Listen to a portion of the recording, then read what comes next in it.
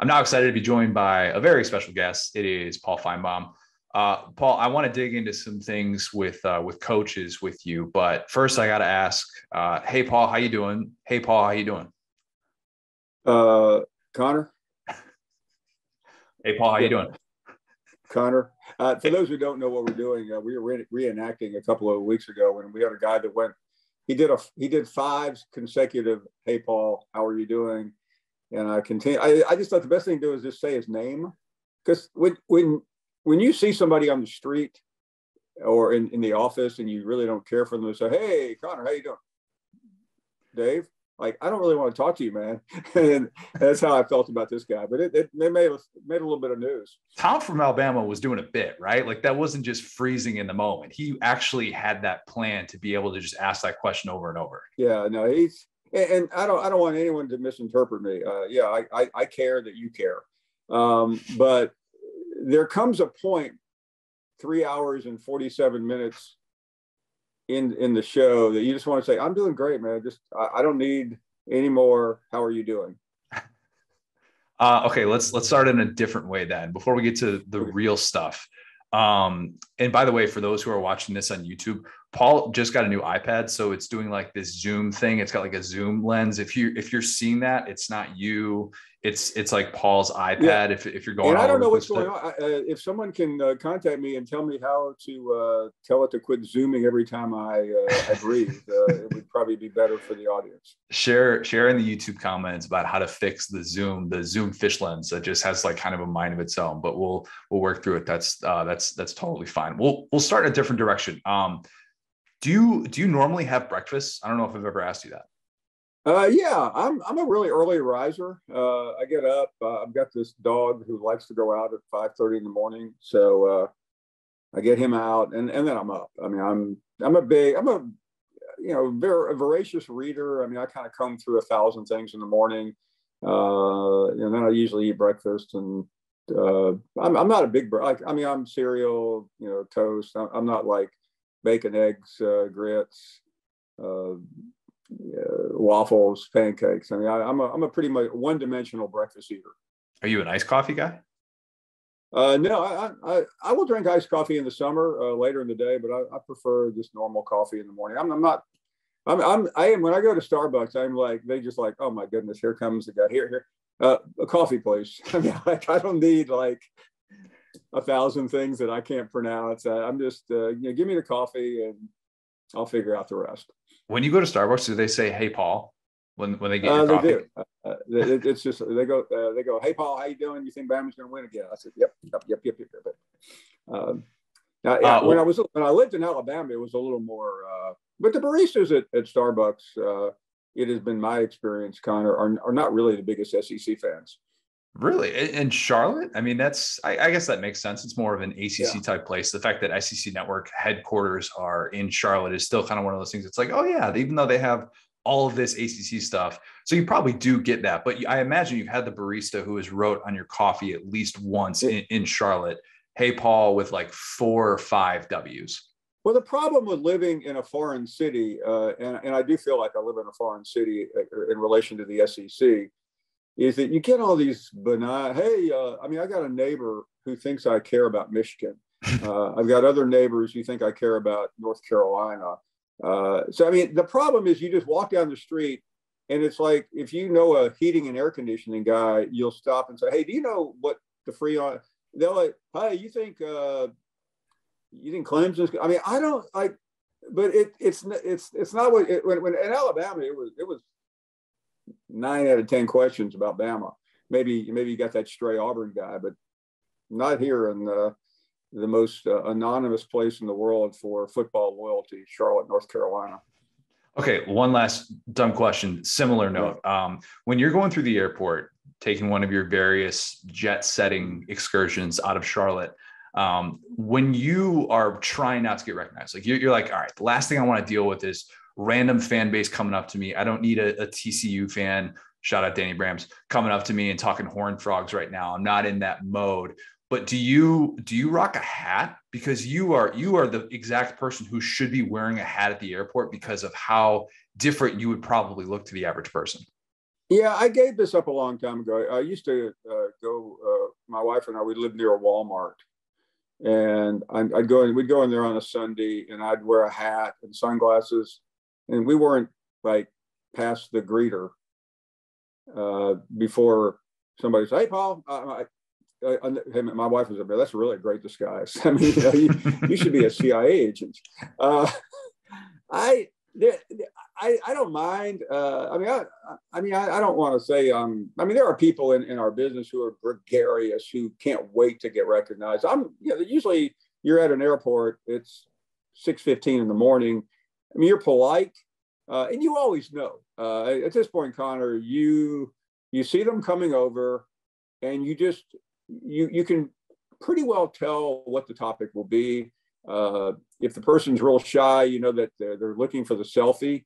A lot of times people would just, but your antenna is up not for the friendly, but it's for the unfriendly. That guy who heard you last week say, "Hey, Alabama is going to win this game by 3 touchdowns," and then they lose to Texas A&M. You know that guy's lost some money. You don't want any part of him.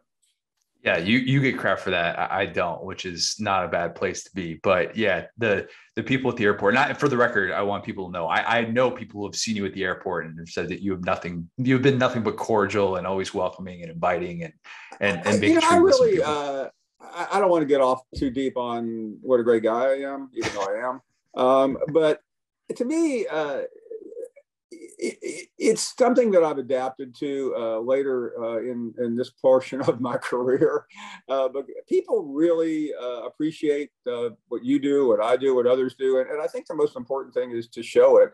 Early on, I had those blinders on, and I kind of thought, well, this guy's probably trying to kill me. I better walk the other way. The thing that drives me crazy, though, and I'll get off on a tangent. So let's say we have Connor O'Gara on our show. Oh boy!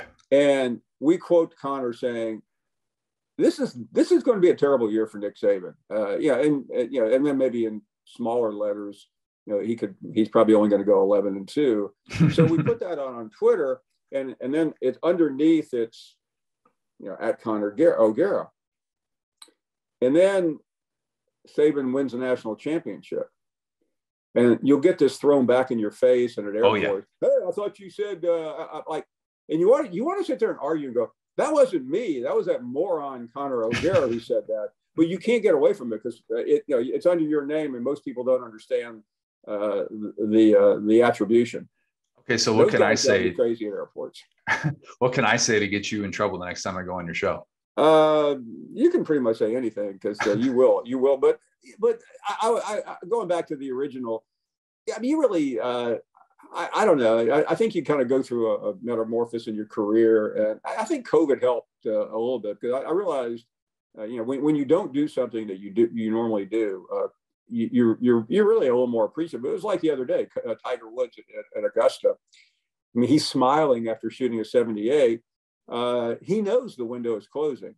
And I think in our business, you don't know. I mean, I've seen so many people, be affected by COVID, be affected by other things, not have, I'm not suggesting that tomorrow this ends, but you do, I think, appreciate it a little bit more when you're suddenly out of commission publicly for about a year and a half. I think Kirby was different coming off of the COVID season. And I don't know how much COVID in particular and just the way that it kind of played out, the fact that they finished so well, that impacted him. But we saw it at SEC Media Days where Kirby was just kind of like a different version of himself. He was very confident. He was decisive about kind of controversial topics as it related to NIL, as it related to COVID and vaccines and all these different things. And you're kind of like, wow, this is a guy who feels like he's really confident in his team. And of course, he ends up winning a national championship. I think that Kirby has surpassed Dabo as the number 2 coach in the sport, which that's going to sound to some like a prisoner of the moment thing. But my buddy Candler pointed this out to me, and this is from UGA Hoops Mafia.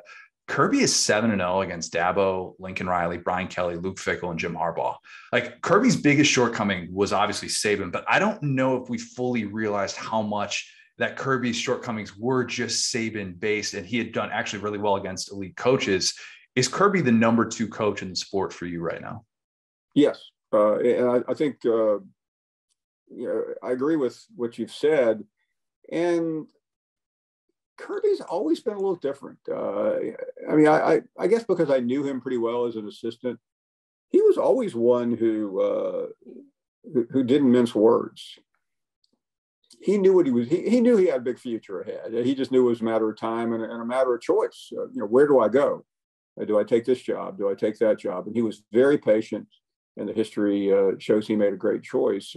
But yeah, I think every Saban disciple has a story and has. It's like I mean, I've been around these guys. You've been around them. When they start talking about the quote unquote the old man, some like him more than others. Some have had more difficult. I mean, Jimbo is really. Jimbo reminds me. I don't mean to get into this, but he's almost like Jimbo's from Saban's first marriage. I mean, he's so far in the past. Where Kirby's been there for such a long time, and I realize a lot of these guys were also at LSU, but the LSU guys were Derek Dewey, Kirby, even Muschamp a little bit. Kirby's more of the latter day. He's with the marriage that lasted. I've never heard you say that. That's I'm gonna have to use that from now on. I'm trying out. Listen, I look at this. This is coming on your podcast is like comedians going to Hartford to try out some new material. And I mean, this to me is I'm trying this stuff as we go along. You could do stand up. You definitely could. I know I'm digressing here. I am fascinated by comedians because they, going out there for 15, 20 minutes and 30 minutes, 45 minutes. And I had somebody approach me a couple of years ago about a tour, and I just could not bite the bullet. To me, it was just too, I didn't like charging people to be, and when they told me what it was going to cost, I can't charge, fans of ours that kind of money. But I would like to try it one time. So what you're saying is we should not be holding out hope, or hope's the wrong word, but we should not be anticipating a Paul Finebaum, this is why I'm going to the Athletic piece that's going to come out soon. And then we're going to find out that you're going on some 20 city tour and you're going to have a paywall to it. It's going to be streamed live on the Athletic. No, it's funny. Laura Rutledge and I are doing an event next week. And I know that we're getting way into other stuff here, but we used to, on Friday night when we were on SEC Nation, the first couple of years, we would end up, the athletic director would have you at a party, that was kind of something we ended up doing a lot. And we would find ourselves in the kitchen just kind of going off each other, like a comedic duo. And we always joked about doing it. So the event is not really intended for it to be a comedy show, but knowing Laura, I will get there on a Thursday afternoon and have not spoken to her. So we will walk in cold. So it may end up that way. If it works, I think I would rather do it with somebody. I think she would be the perfect person to do it with. Yeah, she sets you up in a way that I don't know that the audience truly understands. Yeah. And for those who have been watching SEC Network for the last 4 or 5 years, and they remember watching those specific shows where Laura was regularly coming in. I mean, that's not given that you have that kind of chemistry with someone. I always think if you were ever going to do kind of a one-off like that, and you obviously do great work with my guy, Matt Berry, recording college football podcast content as well on Sundays. And you're able to do a lot of different things with this, but at the same time, if you were ever going to have something like that was separate from the Paul Finebaum show, I feel like you and Laura kind of just going off of whatever you guys wanted to talk about would be a great place to start. Yeah, I can't remember what year it was. I mean, I didn't realize it I thought she lived in Charlotte, but she had an apartment here, but she would travel up here every Tuesday and do our show.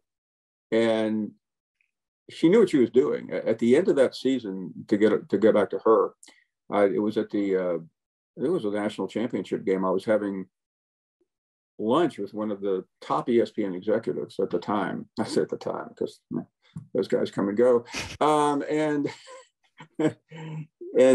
he told me, he said, I have to be honest. He said, this guy works in New York. he said, I'd never heard of her before. All of a sudden I started seeing her in your show. And it was a revelatory moment.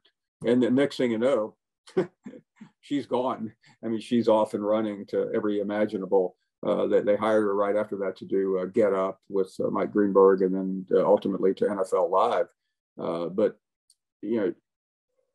every week we would sit there, and I mean, a lot of people thought it was silly, but it really was. It was two people just trying each other out. I mean, and the age difference is gargantuan, but we just had a natural chemistry, and we hung out so much together that year, driving to from Athens to Atlanta, or from Houston to College Station, that we really did develop that repertoire. It was almost like, and you bring up the age difference, I didn't bring this up, like a daughter fun dad type of relationship. Oh, sure. And I think people like that. It a little eerie, but I mean, if you know Laura, and I know you do, I mean, it was just comical for anyone to suggest that we weren't anything other than like any combination you want to put, father, daughter, uncle, niece, long lost, whatever. But we really did have that, and it's harder to see that on the SEC Nation show with so many other needy dogs to get their airtime. But the Friday we still convene every Friday afternoon for a segment that she just got through with her show. We have no idea what we're going to talk about, and the last thing I want to do is say, well, Laura, we're sitting here in Columbia, and we got South Carolina hosting Kentucky tomorrow. What do you think about the quarterback situation? Yeah, and I think it's those who have come to appreciate like just the personalities involved with SEC Network have really understood kind of that dynamic, that give and take that you guys have. Okay, well, we can get back to actual football stuff if you want. You are going to ask me about the quarterback situation in Kentucky, aren't you? I know you are. I mean, we actually don't have to this year. That's kind of the weird thing, is that Kentucky has a guy. Will Levis is kind of like the dude, and Mark Stoops loves being able to have that. Georgia, the repeat question always gets asked. We talk about it so much in sports, and I think in college football, the reason why we don't see it in some ways is because of how long that offseason, I know that's a swear in college football terms these days, but the offseason being 8 months and hearing about repeat, and how that offseason lasts longer. And it's almost more difficult being 18 to 22-year-olds, how difficult that journey can be. What chance do you give Georgia to be able to repeat and get that done this year? Very small number. I just don't think it's possible. There we go with a headline, but I'm just being real. I think they'll be very good. And the Stetson Bennett conversation I think will carry us for a long time. But there's just so many missing parts. I feel like I'm watching one of these Alabama teams of any year. Pick your poison. And go, wow, they're really good. They're a top 5 team, but they've lost too much. It's a compliment in a way. I think they'll be in transition. That doesn't mean that they can't be hitting on all cylinders. The issue then becomes, well, who's going to beat them? The schedule is much, I think, better than last year, except I do see some road games late that could always be a little tricky. I think there's a Mississippi State road game. That sounds so weird, doesn't it? Are you falling in love with Mississippi State? Yeah, I mean, Georgia at Mississippi State. It's like, that is not a game you ever think about. And I know we saw one a couple of years ago with Dan Mullen. That was a big game on Saturday night. But I think the Kentucky game is obvious that you have to say that's a dangerous game. And then ultimately with Alabama, even if they run the table, which they could, I suspect Alabama will be too much. Dabo sort of went viral over the weekend for his portal stance. It was the Chris Lowe story.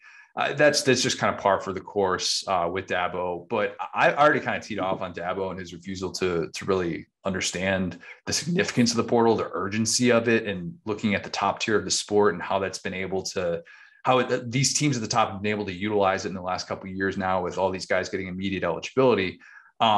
What do you think the next 5 years look like for Dabo at Clemson? Because I think they look a lot different than 2015, 2020.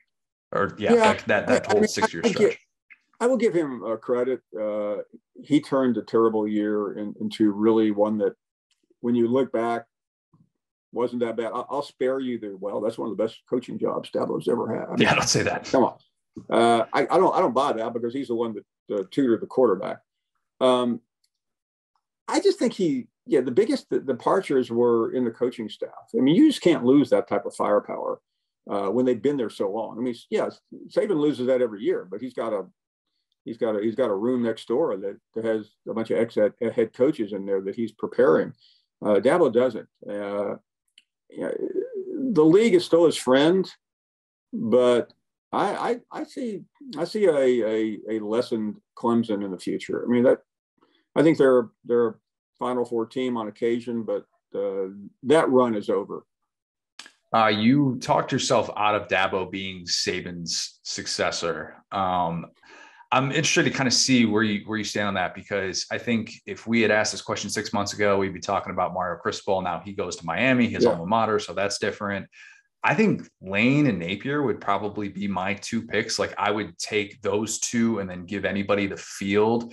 Where do you see that potentially playing out? Who's the name that you keep in mind? It's interesting because if you go back through time, 3 years ago, maybe longer, Jeremy Pruitt may have been the best choice. That shows you how crazy this Saban game is. I think Napier would, if he has success, is a really interesting choice because he is in many. He looks like Nick Saban. He has all the characteristics. Lane is always a wild card. If Lane can sustain success, I think that puts him in contention. But you're right about Cristobal. They love Cristobal in Tuscaloosa, but at some point you can't keep bouncing around. You can't go from Oregon, which is a premier job, to Miami, your alma mater, and then expect them to leave again. That's hard to follow. So I agree with you there. I don't think Dabo is really on that list any longer. 4 or 5 years ago, I would have thought so, but there's a little bit of friction between not Dabo and Nick, but just Alabama people. I think they got tired of hearing about Dabo a couple of years ago. I think everybody's gotten tired of hearing about Dabo. Yeah, and I don't want to say Dabo. Dabo played for Gene Stallings. As great as he was, that's not exactly playing for Bryant or Saban. He's a Bryant protege, but that period, as good as it was, doesn't carry a lot of weight with the power brokers right now. I think Alabama is going to be the second unanimous preseason number one in AP poll history, the first of which was 2015 Ohio State. What's kind of crazy in the last 15 years, I'm going to have to save this one for your show as well. So we'll put a pin in this one. I'll bring this up again so you can kind of get the clicks, get the headlines for it. Last 15 years, that's the entire Saban era, the preseason AP number one team only won it all once, and that was 2017 Alabama. On a scale of 1 to 10, rate the likelihood of this scenario, with 1 being no chance and then 10 being yes, etched in stone. Saban wins a title, walks off. I couldn't go too high on that, Connor, because he is very unpredictable. But I'm going to give you a long answer before we get to the money question. I do sense Saban is weary of the off the field issues in college football. I didn't say he's weary of the game. I think he loves that. I feel very comfortable saying that he does not like what's going on. And I know that you get him sitting in this position a week from now, and he'll tell you, I think NIL is great for the players, but he hates the portal because when you build what he has built, and you can have it ripped apart while you're flying somewhere to meet a recruit, it's pretty frustrating. I mean, he has built an NFL franchise, and he's starting to have trouble with discipline. I don't mean that in a big macro way, but you saw Billingsley last year. You saw the wide receiver this year. A lot of these young guys just don't really care. They don't care if it's Nick Saban, Dabo Swinney, or Kirby Smart. They're looking for the money, and good for them. But so I think what you've laid out here is a more likely than maybe 2 years ago or 4 years ago. Every time he's won a title, Some of us have thought he was going to leave. I think 4 different times ESPN has asked me to write an essay on his career in the event that he walks away. I'm not writing another one. I know it sounds like I'm a spoiled brat, but just run the last one. You have it saved to drafts? It's somewhere. I mean, it's kind of like Wright Thompson talking about Tiger at Amen Corner. I mean, right. All you do is add and then finally tonight he did it again and walked away. Yeah, whatever. But I think he's got to think about it. At his age, he knows that. I think Saban would have walked away earlier if he really had an idea what he wanted to do next. Saban just cannot walk away and sit. I've had Steve Spurrier tell me this. I've had Philip Fulmer tell me this. 2 national championship winning coaches. Neither one of them knew what to do the next day after they retired, and that goes for a lot of people. I mean, it could go for your friends, cousins, relatives, grandfathers. It's not the easiest thing to do to know. Okay. But with him, it would seemingly be easier. But I think if you said, okay, Nick, I want you to be vice president of player personnel for the New York Giants. I'm going to pay you $3 million a year. I'm going to give you 0.1% of the team. Would that interest him? But he'd have to look at that before he said no. I'm not sure he'd be interested, but he's just certainly not going to be interested in going to work for ESPN. I mean, that's not something that I think excites him. He might do it, but because a lot of people do it because, why do players and coaches go to work? I mean, Ed Ogeron's trying to get a job right now because it seems like the next progression, but that's not really, Nick Saban and Tom Brady, I think, had the same problem. I mean, Brady didn't know what to do the next day. So what did he do? I'll go back. Okay. So I've given you a really long answer. I'm not even sure I've answered your question, which I've rather enjoyed not doing, considering that happens to me almost every time I interview you.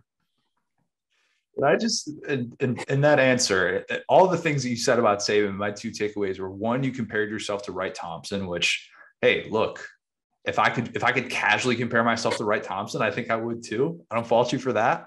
2, I think you just subtly added in there that Ed Ogeron is trying to get a job at ESPN and just kind of threw that in there without anybody really kind of knowing that. We just see the viral videos of him staring down dudes on spring break.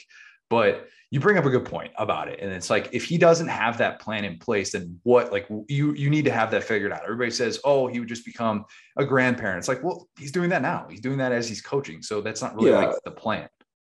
No, he is wired differently than literally any coach I've ever been around. That doesn't mean that somebody is not going to be like him, but I covered DeAnda Bryant. These 2 are not the same. Yeah. I mean, I sat in Paul Bryant's office, not long before he retired. He was an old guy. Now, again, I was 25 years old. 40 looked old at the time. And maybe to 25-year-olds, Saban looks old, but he really doesn't. You know that. He may have slowed down a little bit. I mean, he may not have all the serial killer tendencies that maybe he did 10 years ago. But he's still the best. And I think to me, that's what I always believed he was going to try to walk away, match the wind and get out. But I don't think he's really as concerned about that, because why does he need to be when you've done what he's done? I think he's still competitive. He's still got all the sayings, but I don't think he's changed. I think the game around him has changed, and that's what you need to keep your eye on.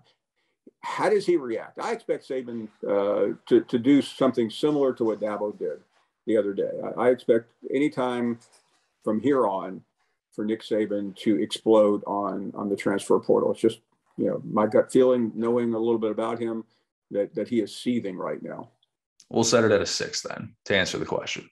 Be a 6 out of 10, most likely to have that scenario play out where he walks out. I think that's fair. Okay.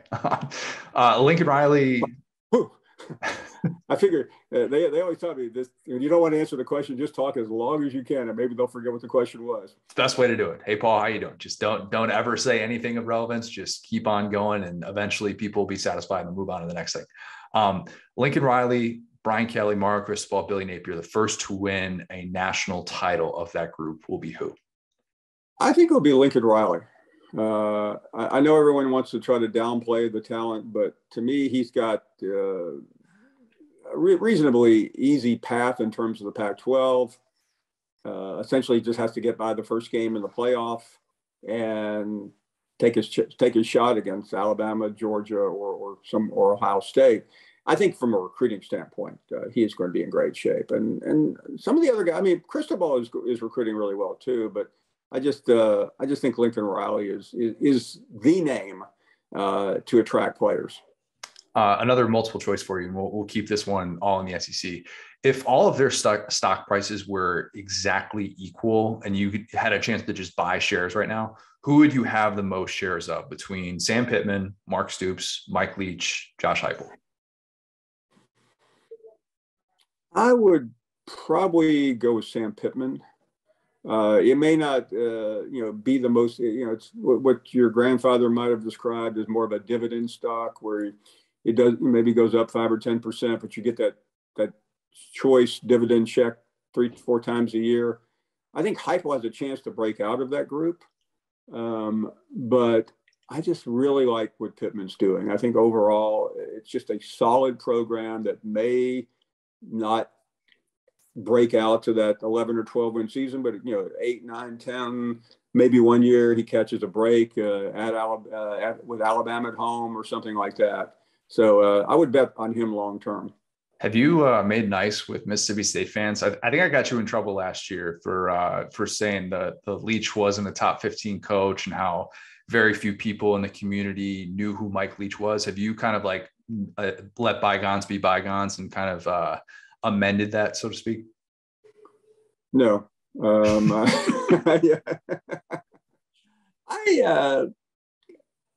I've been underwhelmed by Mike Leach at Mississippi State. I'll go ahead and say it. You tell me otherwise. To me, he came in there with all the hype in the world, and he's lost the 2 biggest games he's had against Lane Kiffin. That's how you are defined in that state.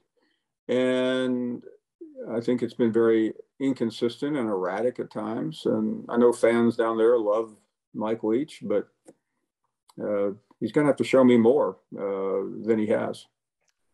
We should be talking about the contract stuff too.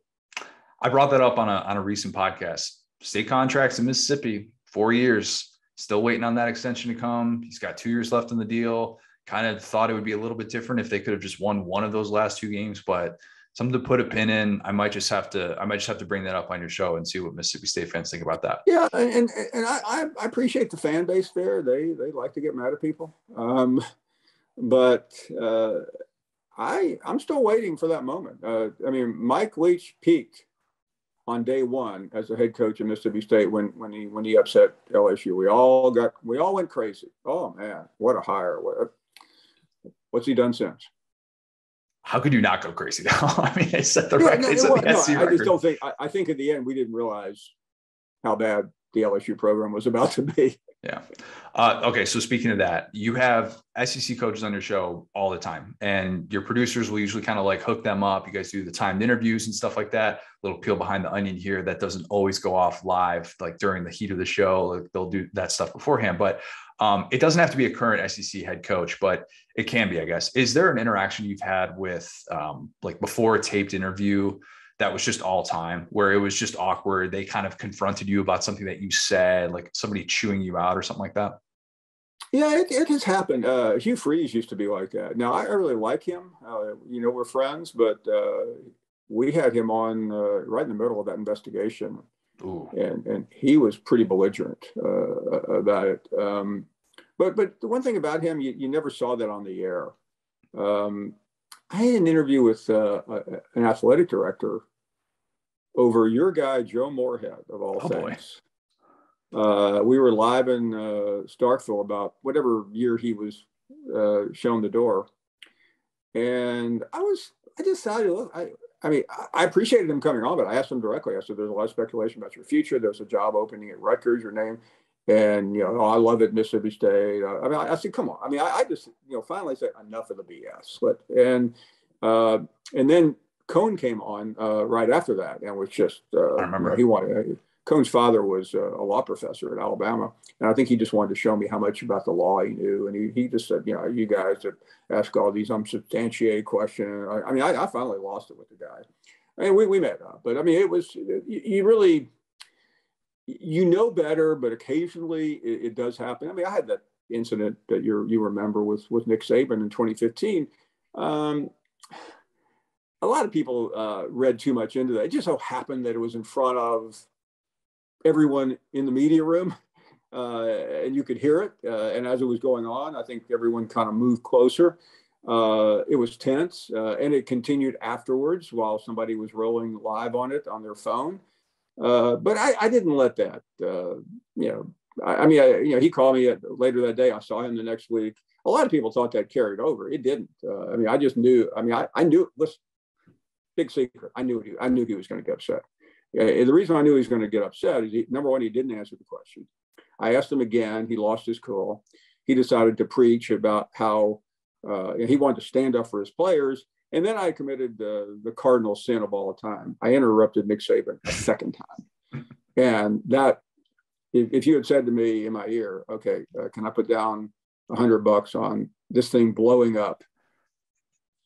I would say, go ahead. Yes. It was lighting a match on a blade. I mean, it was already burning. That blew it up. And I mean, what was surprising is, I think, the reaction I got I got texts from people all over the industry. Colin Cowherd texted me, Stephen A. Smith, all these guys. Man, way to go! About time somebody stood up to the bully. But the people around me were like, "What did you just do?" I mean, all of a sudden I was a pariah at the SEC among the insiders there, because I had just upstaged media days, and it was you're not supposed to do that.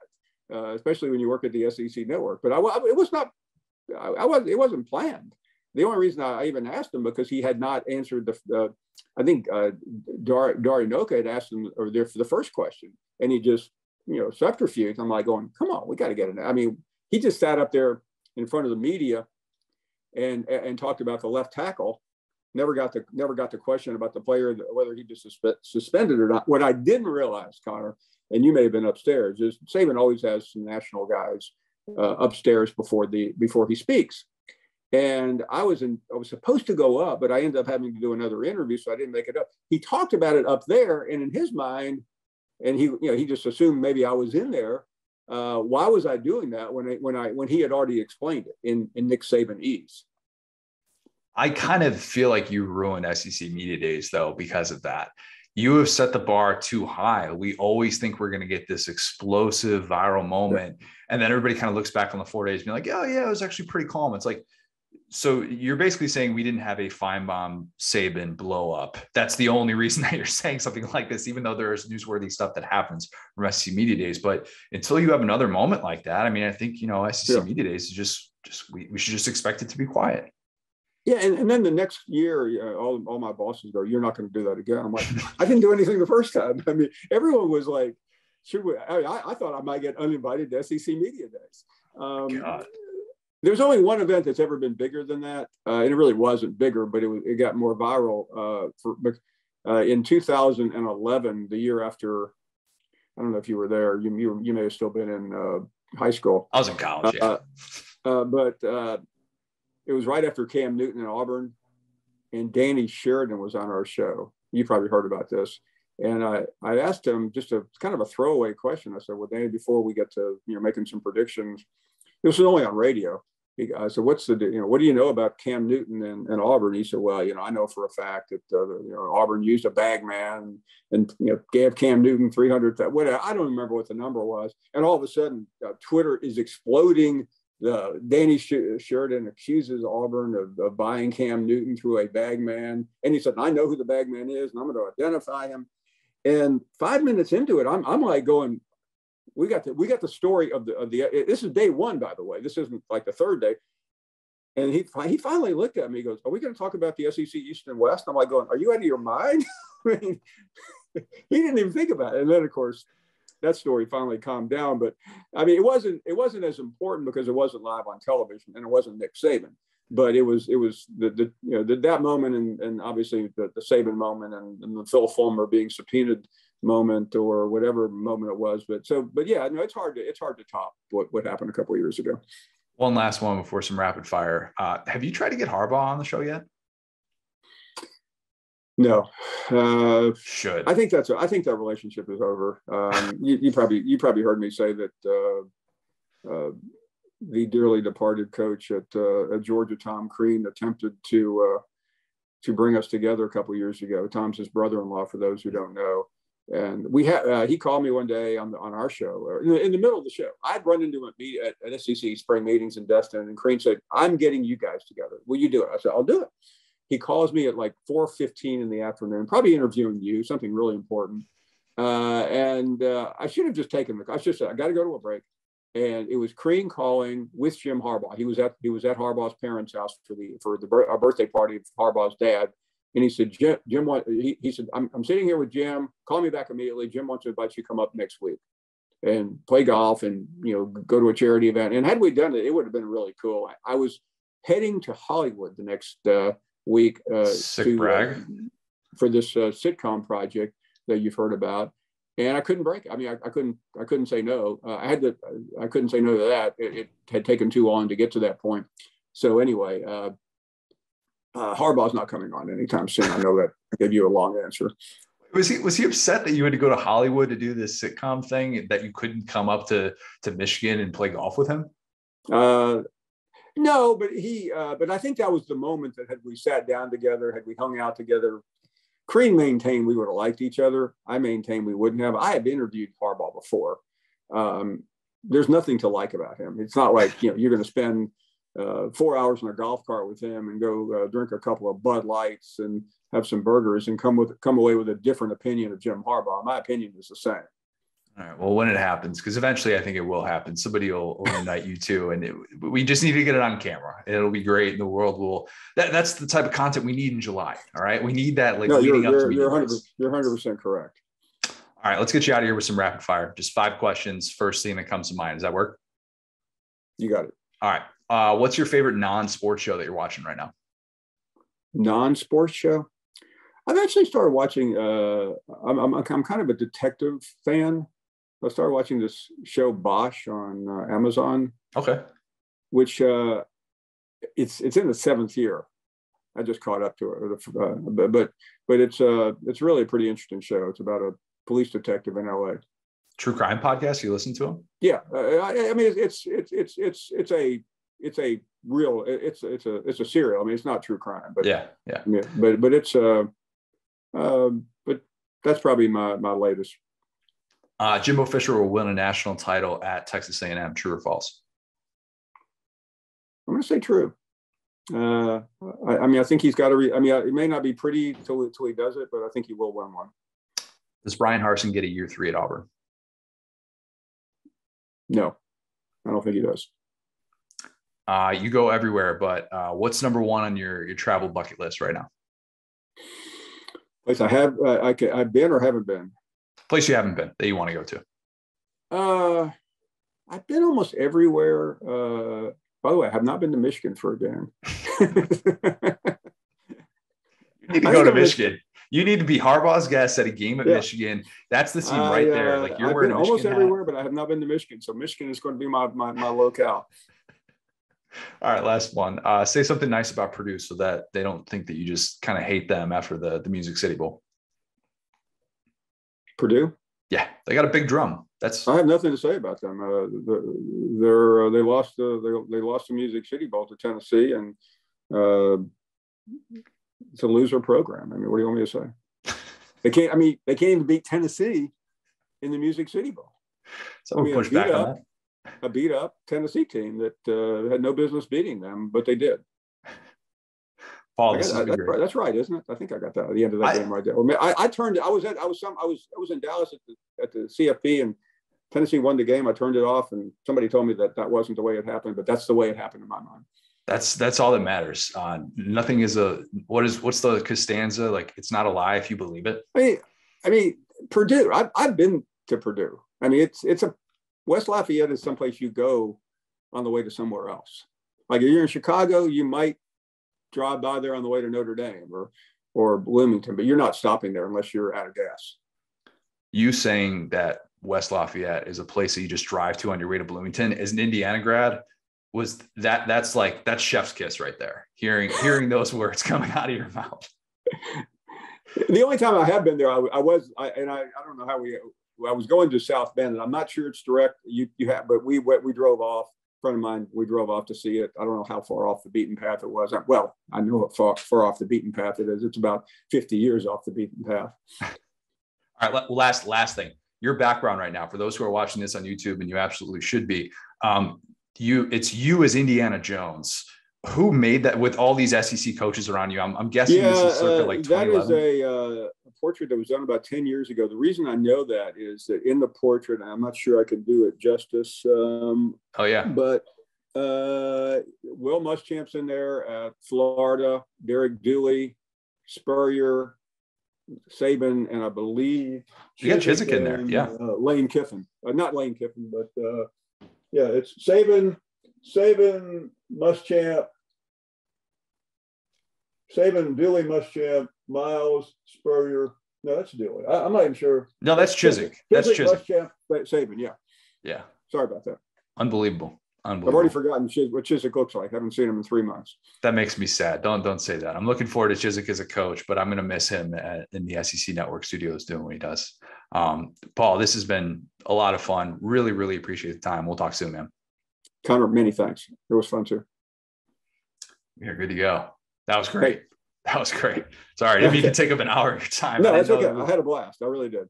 Oh, that was fun. I'm sure we'll be in touch soon. I'll fire this off on Twitter. This will come out tomorrow, so it'll be really timely and everything. But yeah, appreciate everything.